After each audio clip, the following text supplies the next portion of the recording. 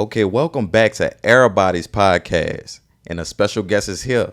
We have Jerron Carter of One Mag Defense. He about to give y'all the tips and trades and all these things y'all need to know about safety. So let the people, fill the people in, man, about who you are, Jerron. All right. Well, like you said, Jerron Carter, man, I'm born and raised in New Orleans, from the Ninth Ward. Literally, I was born in the hospital on St. Claude. I obviously shut down in it was a senior citizen center for quite a while before they shut it down, I think, after Katrina. But anyway, One Mag Defense, I basically specialize in firearms training. Started out with concealed handgun permits, doing classes for people trying to learn more about, being able to carry their handguns legally. A lot has changed in legislation as it relates to being able to carry a firearm, especially concealed. But I still prioritize making sure people are educated on what they can and cannot do, what they should and should not do as it relates to firearms. Okay. So you say you're from the Ninth Wall. My boy Darren, he somewhere around the city right now, but he should be getting himself here. Just put that on the record. Waiting on you, D. But what part of the Ninth Wall you from, man? The upper 9, lower 9? I'm from right around Culver. Right around Culver. So what that is, Desire, Florida? Desire, Press Park. I spent a lot of time living in Press Park with my grandmother. Okay. She worked at the daycare in Desire, which is where I went to school prior to going to elementary school at Moulton. Obviously before it got moved.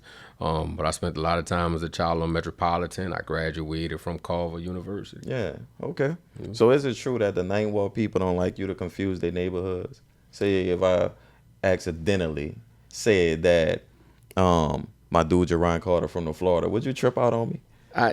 I wouldn't trip out because I'm grown. Okay. I don't own nothing in the Florida. You know what I'm saying? But right. I never lived in the Florida. Yeah. I'm gonna say that. So I wouldn't want you to represent me with the Florida. However, I ain't gonna click. I get it. You know I get it, bro. I get it because I had that happen. That's the only reason I was asking. You know what I'm saying? Yeah. Darren was one of them people who checked me on it. I'm sorry. I apologize. I'm from the St. Bernard Project, so I can't identify whether you from the upper 9, lower 9 Florida Desire. You know what I'm saying? Right. Yeah, there's definitely some difference. Yeah, right.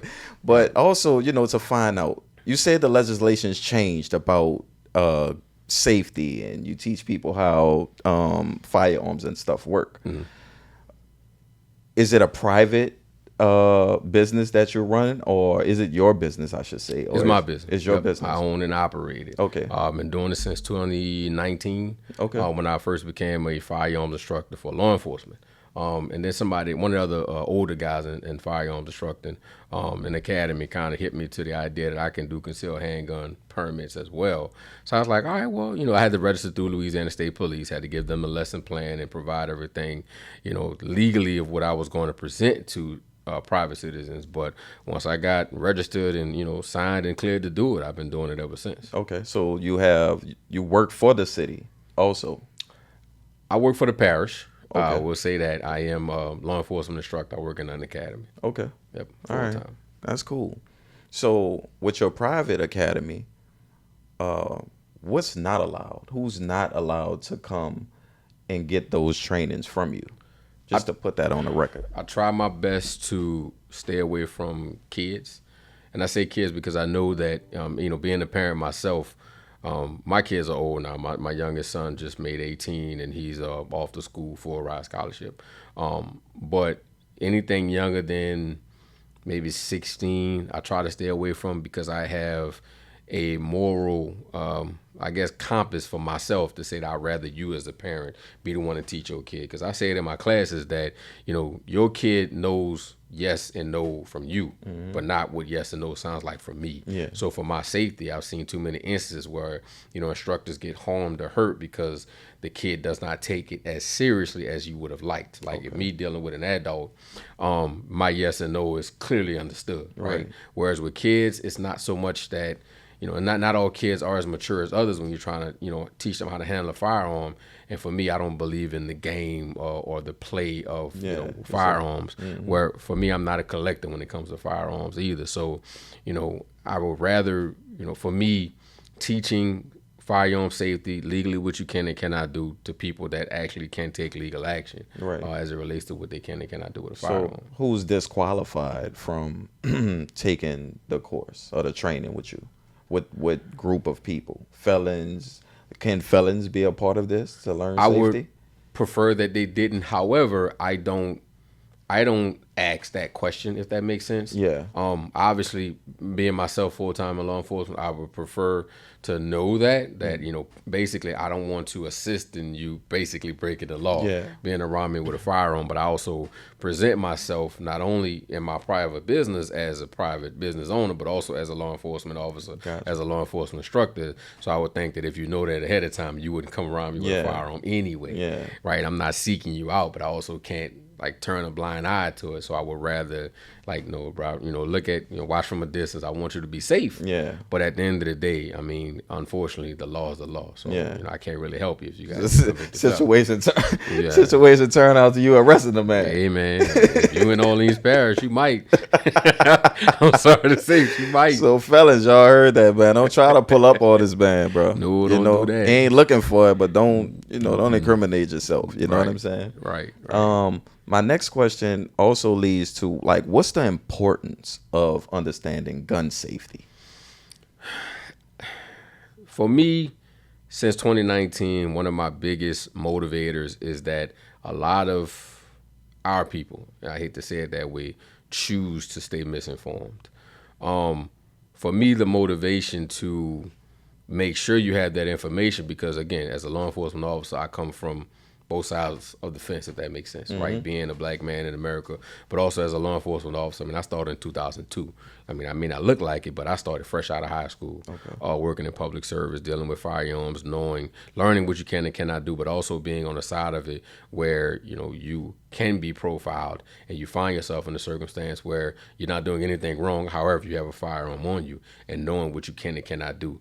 Being able to understand what your legal stance is, so you're not out there arguing with an officer, because unfortunately you're not an attorney. There's only so many things you can say or should say in that moment. So for me, enjoying the idea of being an educator, going into training people, I need to make sure you understand, if you're taking my class, what you can and cannot do, the things you should and should not say. Although I'm not a lawyer, I know from a law enforcement perspective, some of the pitfalls you can find yourself in if you just average Joe citizen and you don't intend to commit a crime. You don't, have intention to go out and just do things you shouldn't be doing with a firearm. Then I want to make my best interest to make sure you understand what the law says you can and cannot do. Right. So do you feel like our people, or people in general, being uneducated is the reason why you see some of the things that you see that involve on social media that involves the police with they call brutality against a civilian, saying that like why a lot of our people get hurt and guns are drawn from the police standpoint? Do you think that is a result of being not having a proper knowledge in those situations, or it's just a misuse of power? If I can try my best to stay neutral in that discussion. And I say that because not only am I a full-time law enforcement officer, but I'm also a trainer. I'm also an instructor. And again, like I said, coming from both sides of it, I'm not thinking about race, I'm just thinking in general, coming from a civilian, and also, going into law enforcement, I think about my personal interest in educating myself. I think everybody should have that. I think that there are a lot of people that choose to stay ignorant. It's almost, if I give you an analogy, right? A lot of people, if I may equate this to religion, you understand that God exists for the most part, most of us, right? Whether even if unless you're an atheist, you understand that God exists, but you try to limit your knowledge of the Bible and sin and stuff because you're afraid that you're not going to want to get away from it because you're going to keep doing it, and you're only damning yourself to more hell or the idea of damnation. I feel like it's the same way with the law. Unfortunately, you can't choose to stay ignorant of what you can and cannot do because an adult, the courts expect you to reasonably do this research. And if you don't have someone like One Mag Defense that's trying to educate you, if not, again, not playing lawyer, but also sending you in the right direction, showing you where those resources are that you can educate yourself, then most people don't want to know. And then when things happen, they act like, well, I never knew that, so you should give me a pass. And it's like, I really can't say that because obviously, I mean, whether you know it or not, in the state of Louisiana, there is an age where you're not required to know better. And that age is 10 and below. right? So if you're above the age of 10, they expect you to have some understanding of right and wrong. Right. Wow. So they start, juvenile law starts at age 13. And before then, that adolescence is kind of like you're in an area where your parents should be there to guide you. Your parents should be there to kind of make sure you understand what you can and cannot do. But everybody else, you should have some common knowledge about finding this information out. Wow, that's crazy, though. 10 years old. Yep. 10. So, I mean, how do you feel about that part? Do you think that's logical? I mean, 10-year-olds, they barely know how to wash their own ass. Well, this is true. We got some 18-year-olds that can't even wash their own ass. Yeah. And it sucks because you do have to understand that, and my belief is that every law or rule is created for a reason, right? Obviously, from the dawn of existence, rules and laws were put in place because something went wrong, or civilization is trying to better organize peace for the most part. Whether everybody agrees with it or not, you have to find a common ground. I'm not a child psychologist, but I do believe that there should be some level of age, even if if you didn't put a definitive age on it, it would always be some gray area. Yeah. So I feel like they had to do something. So, well, this is an age where we kind of reasonably believe a child should start understanding right from wrong. Right. So as we go into adults and thinking about what is the age where you can be charged as an adult, when you can be charged with a criminal offense, being the age of 13, like there's to some extent, even if you are growing up in a household without parents or parents who are monitoring you, raising you, guiding you, you have some access, especially in 2025, to the internet. Yeah. You have some reason to want to know basic information, the expectation that you should.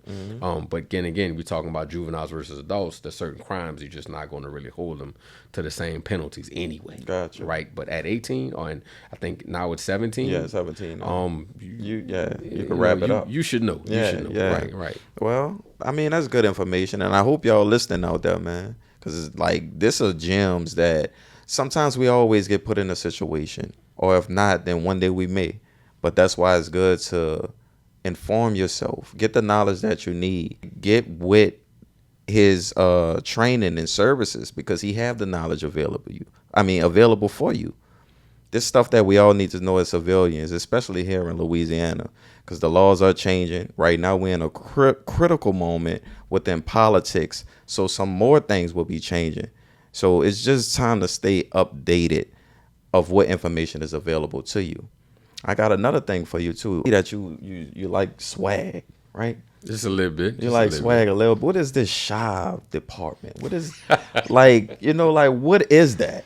All right. So if you're from New Orleans, you know what Shive is, right? You got to. Yeah, you got to know what Shive is, right? I mean, that ain't my thing. It's one of my closest friends, Tommy, man. He started that brand, and that's his business. But I do whatever I can to help him push the idea of it. I mean, he has Stupidly Big is also SLB is also his brand. So he came up with not the word Shive. All due respect to the folks that I'll let him speak for himself as it relates to how he got a hold of that and turned it into his brand. But I'm all about promoting what he wants to do. He know that I can be a character, right? I have a personality on me. Sometimes I could be super serious when I need to be, and I find that one of my coping mechanisms,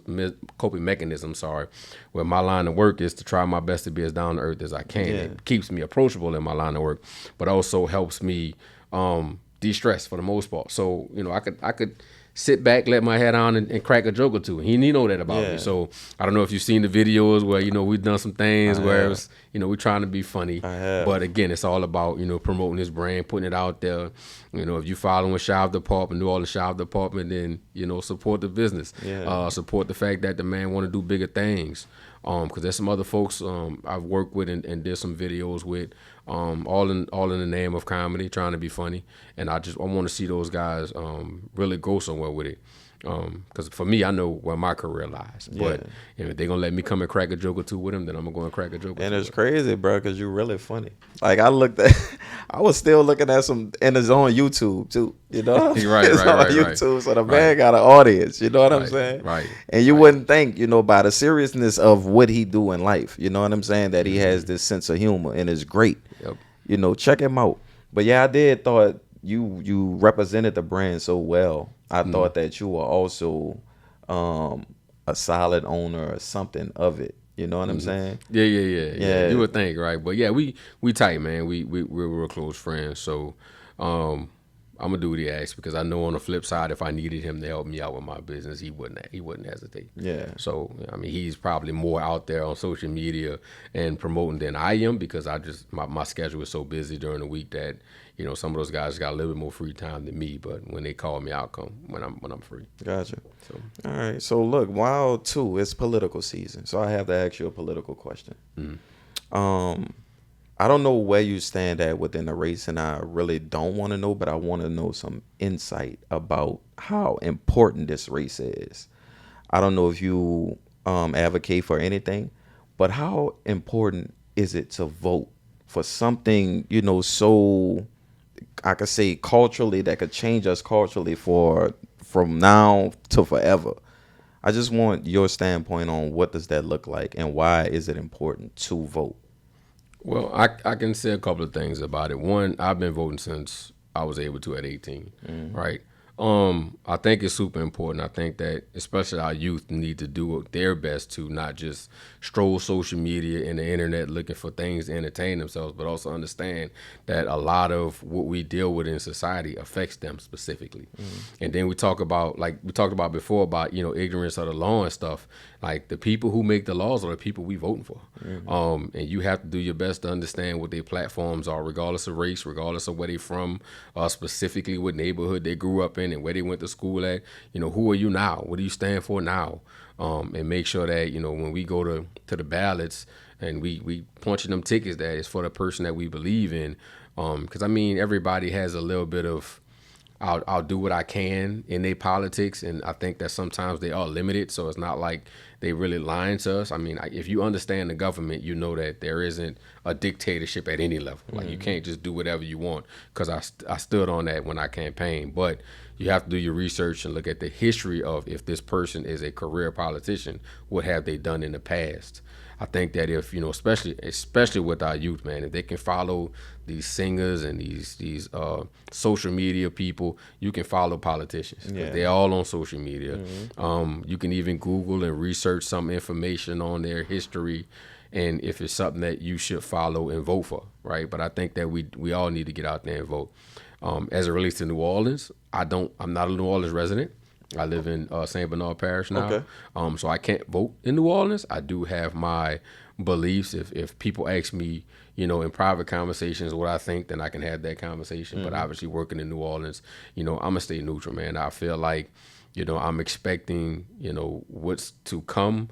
I'm just being optimistic about the changes that I think will happen. Yeah. But I mean, again, those are probably private conversations I'll have, specifically because of what I do for a living. That makes sense.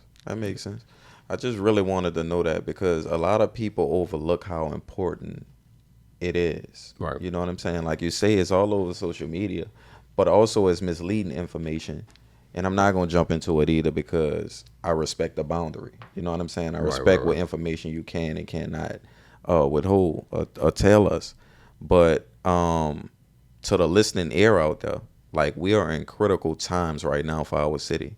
And if we want to get to this place where we see New Orleans at, you know, we want to stop losing our residents and stuff, you got to get active. You got to make your voice heard, and your voice is through your vote. That's our power. So if you are of age, make sure you exercising your rights. It's easy to do. Learn your candidate. You know, don't just vote off what people say. Look into the person. Do your research, because it's a pivotal time and we need y'all. All right, so now's the time we take a break. But before we go, we want to let you know that today's show is sponsored by Erabody's Coffee. All right, so you mentioned about the firearm training, that component of it. As it pertains to the firearm training, do you see yourself at some point implementing a process where you're training on the do's and don'ts when encountering an actual officer?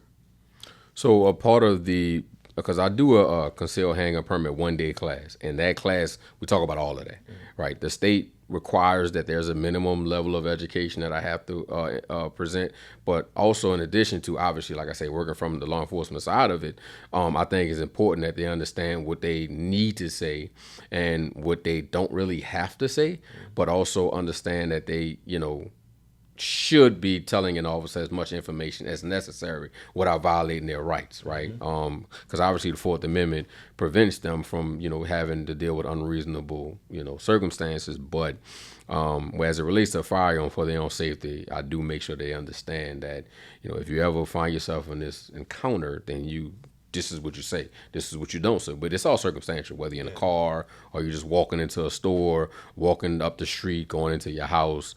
So we talk about different scenarios you could find yourself in and what you should and shouldn't say should you encounter law enforcement. Okay. So this is just something that came up too. Because I know a lot of people, when they driving in their cars, they have their guns concealed. And what's the law on concealed while driving? So in some states, it cannot be concealed. You have to have some type of permit or registration. In some states, I'm not specifically sure which states have that, but in Louisiana, it doesn't matter. If it's in the car, as far as we're concerned, there's some confusion about what extension of your home means and how people confuse that with other laws and amendments and stuff. But as it relates to firearms, it doesn't matter. There are some things that an officer can do for their safety if you tell them you have a firearm in your car, no matter where it's at in the car. As in having you be removed or having the occupants of the car all be removed for their safety because of where the firearm is. And you have to accept that that's what it's for. Now, legally, do you have to exit the vehicle as a passenger? No. However, for your safety, it's a good idea. Just have everybody exit the vehicle, especially the weapon isn't on a particular person's person. I mean, it's not in a holster or in their pocket or something like that. It's just in the vehicle. That's so like the glove box, for instance. There's nothing illegal about that. If you tell an officer, hey, I have a weapon in the glove box, you don't have to have a permit. You didn't have to have a permit prior to the law changing. You don't have to have one now for that. It's in an extension of your home to an extent as it relates to not feeling violated under the Fourth Amendment. But with that said, Louisiana does not have a law that says you have to have a permit or even if the weapon registered at all, it just can't be stolen. All right. So if it's in the car, it doesn't matter where it's at. For safety reasons, I tell people it kind of doesn't make sense if you're going to have it hidden and tucked away from, what's the purpose of having the vehicle, the gun in the vehicle if you can't get to it yourself for safety? So why would you conceal it or put it somewhere where you can't even get to it? So the police have to concern themselves with it being hidden. But also understanding that kids are in a car, it shouldn't be within reach of the children either. Yeah, but that also seemed like somebody with bad intentions, huh? I mean, that's the first thing your mind jumps to. As far as leaving it out or leaving it concealed? For it being hidden out of your, not hidden, but out of your reach. Well, some people, like you said, it's the ignorance of it. Like they don't really understand that, I can't have it just out like that. Or they fear that if I go and park and I leave the weapon in the vehicle, I don't want it to just be seen because not everybody has tinted windows. So you don't want to forget that it's there because you're jumping out the car for whatever reason and you put it away. You're not trying to conceal it from, a police officer, but you want to let them know, but it's not illegal. Okay. Well, that's damn good information. I hope y'all learning something for sure. I do have one more question. You know the term switch, right? Them switches. Yeah. How much trouble can these youth in need get in trouble for carrying these switches? One word. Federal. Pass go, do not collect $200. Straight to jail. We talking federal. Federal. That ain't local. I'm talking about ATF. Come holler at your boys. Like them alphabet boys coming to get you, bro. You get them switches where they at. On top of that, now don't get me wrong, I've had some conversations, doing civilian or private firearms training where I've been asked similar questions. And some people talk about the need for it, and I'm just like, but why? Yeah. And then I think about whether you have a switch or you have just a regular, plain Jane as it's sold in the store firearm, you got to think about where them shots going. So even if you talk about for your own safety, and some people say they justify it with, well, that's what them little daddies got, so why shouldn't I have something like that? I'm like, well, you can argue with them alphabet boys. I'm not, first of all. Second of all, I'm not just teaching you what you can and cannot do as it relates to accurately firing your firearm, but also the legal liabilities of it. So yeah, you just legitimately defending yourself, but you can't just be spraying bullets because now you got to count for every bullet that leaves your firearm. Now you're not held to the same standard as a law enforcement officer because our training is different. However, you also can't play ignorant to the fact that, you know, even under stress, you have to control where your bullets go. And having something like a switch means that, you know, you in the right place, right time, and somebody comes up and attacks you, but you just spraying. And you hit all them kids that's playing at the park across the street. Your justification can't be, well, I was just defending myself. So maybe from a criminal standpoint, you are not found guilty of murder because you didn't intend to hurt those kids. But from a civil standpoint, or you own nothing for the rest of your life. Wow. And then you run the risk of going to jail for being in contempt of the civil order because now you can't even pay the judgment. So it's just too much risk, not enough reward when we're talking about just protecting yourself. That's why the name of my business is One Mag Defense. You should have the confidence to have one mag. Yeah. Carry one mag. Defend yourself with one mag. Okay. Right? So that's why I named it One Mag. I like that. Yeah. I don't carry all that stuff, man. That's why I said I don't collect guns. I don't have all that stuff. I have friends and people that I work with that, you know, have all these modifications. And I'm like, you know, if you use that gun, even in self-defense, they taking it for evidence, right? Yeah. When you get it back, it's not going to look nothing like you gave it to them. All them pretty paintings and murals you got on the side of the weapon, all that's going to be all scratched up. So for me, I'm going to use it for what it's intended for, defense. And if it happens, then I understand I have to surrender it for the purposes of, but one mag. I don't need all the magazines because listen, I'm not suppressing. Yeah. I'm gonna shoot when it's necessary, and that's it. Well, you got the knowledge. You know, you disciplined in doing it. I saw you at the gun range on one of your videos. I'm like, man. I try to get my practice in on Sundays. No recall. You gotta let it do what it's made to do, bro. All right, man. So before we go into this next segment, I want you to tell these people where can they find you. You know, your business and where can they find you personally? So onemagdefense.com is my website. I also obviously have my Instagram page, which is onemag504. Obviously you can see me in various people's videos, whether it's Stupid Little Bit, SLB, or Child Department. I try to stay out there and stay active and make sure people are able to find me. I can be reached on my cell phone at any time for business related matters, which is on my website. If you go to my website, you can check it out. But I do all my civilian firearms training over at Neutral Ground Gun Co. And that's in Erabody, St. Bernard Parish. All right, so on 212 ACOC. If you go in there at any time and ask for One Mag or Jerron Carter, they'll point you in the right direction and make sure that I'm the one there to help you get some training in, especially if you want some one-on-one or some classroom stuff. They have everything you need over there. Get your membership and, you know, I can come train you, come and help you, you know, learn how to use that thing properly. Yep. Well, you heard it, man. Now, in this segment, this is a special segment that everybody like, you know, and it's called Do You Remember? We travel through the eras. We teleporting right now. Okay. And sometimes it tell your age without telling your age. You know what I'm saying? Yes, I'm old. All right. So look, the first question we have is one that you should be familiar with. But what was the largest local store here in New Orleans that was located within the Ninth Ward? The largest supermarket. I want to say Swagman, but was Swagman in the Ninth Ward? I'm thinking way back now. Mm-hmm. Couldn't have been. I don't think Swagman was in the Ninth Ward. Wasn't Kmart.